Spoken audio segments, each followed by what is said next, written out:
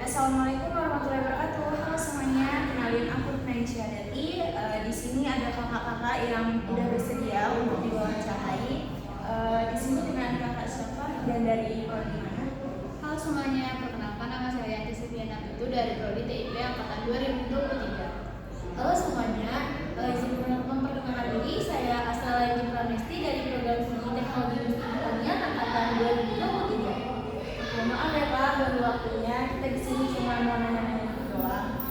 Menurut kakak itu, kakak pernah nggak sih ngalamin keterlambatan di pas waktu mau masuk kelas gitu?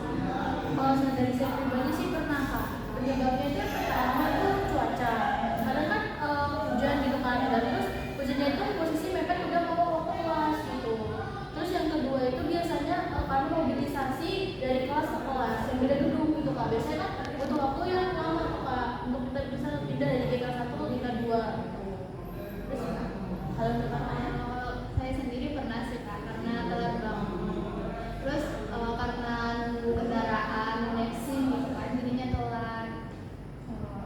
Dari alasan-alasan kakaknya tadi ya, menurut kakak ada nggak sih cara yang efektif untuk diri kakak gitu biar nggak telat lagi gitu gimana?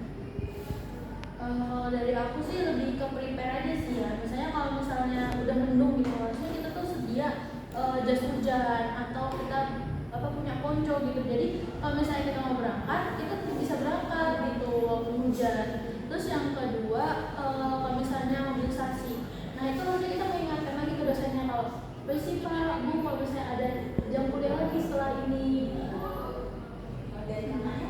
Kalau dari saya sendiri sih itu lebih mengatur waktu kita dengan baik, kita buat alarm untuk kita lebih cepat bangunnya gitu. Terus kalau bisa memesan mesin itu jangan mepet-mepet waktu, karena kan kita juga nggak tahu gimana situasi dari supir mesin tersebut. Oke, pertanyaan terakhir nih Kak.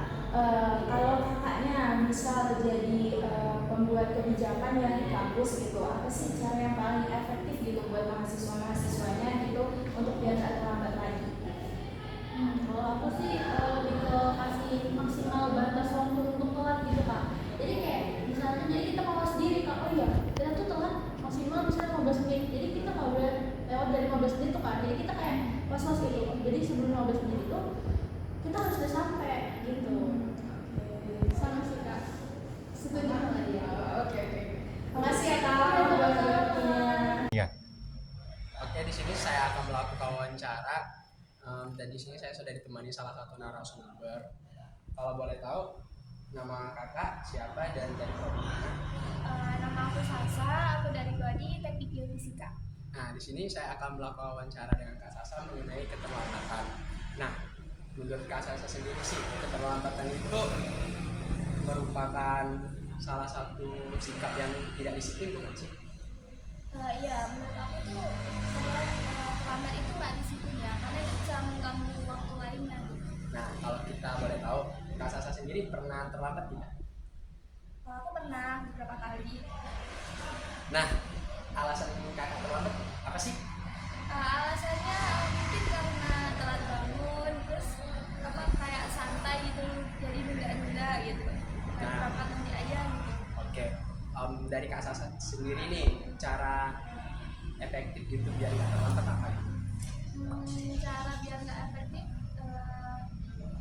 nggak nunda-nunda tadi ya. Yes. Kalau udah berangkat ya berangkat aja, Berarti- jangan merasa punya masih panjang jadi sampai dulu. Berarti harus on time ya? Iya, on time. Itu aja. Iya. Oke, makasih ya. Oke, izin perkenalkan diri ya Bang, aku Angel. Di sini aku mau izin wawancara Bang. Sebelumnya boleh perkenalan dulu nggak Bang? Namanya siapa dan dari prodi mana? Nama saya Reza Ramadan dari program studi SAP. Oke, nah untuk pertanyaan pertama nih, Abang pernah telat nggak? Oh jelas. Nah biasanya tuh telatnya karena apa tuh Bang? Pertama, yang paling utama sih karena ketiduran. Nah Abang kan tadi bilang Abang suka telat. Dari Abang sendiri tuh ada nggak sih Bang cara biar Abang nggak telat lagi? Kalau dari saya sendiri ya kayak karena telat ini sering ketiduran. Gimana caranya malam itu jangan sampai begadang atau tidur di atas jam 12 pagi. Ya bisa sebagai mahasiswa harus bisa manajemen waktu lah. Berarti kan yang notabene saya muslim harus bisa sholat subuh. Jadi ya paksain bangun pagi. supaya nggak telat? Dari kampus sendiri kan ada tuh kebijakan kalau misalnya mahasiswa terlambat dari 12 menit itu nggak boleh masuk kelas. Nah kalau dari abang sendiri ada yang lebih efektif gak bang? Biar mengurangi telat masuk kelas. Balik lagi ke dosennya, karena ada dosen yang bodo amat, ada juga yang terima aja, ada juga yang malah nggak boleh dimasukin masuk kelas sama sekali dan itu dianggap alfa.